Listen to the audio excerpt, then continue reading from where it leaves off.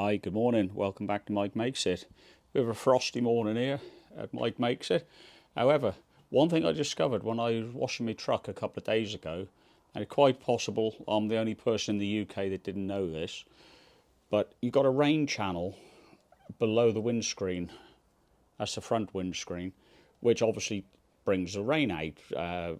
Rather than it drop in the vehicle, it channels it out of the side here. But what I didn't realise, I don't know if we can get in there close, I'll try with a bit of a pointy stick.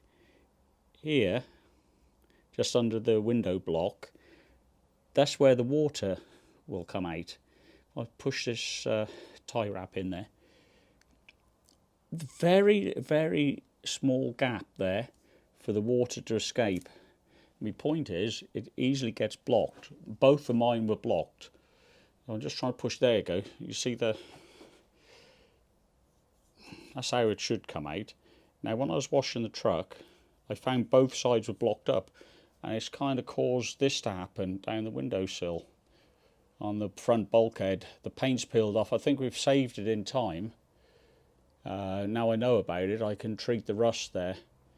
But just really wanted to bring it to your attention. If you didn't know, you need to clear these window channels out. There's only about 1 mil, 2 mil gap tops, and it only takes a bit of sediment and grit and grime off the road, and they're blocked.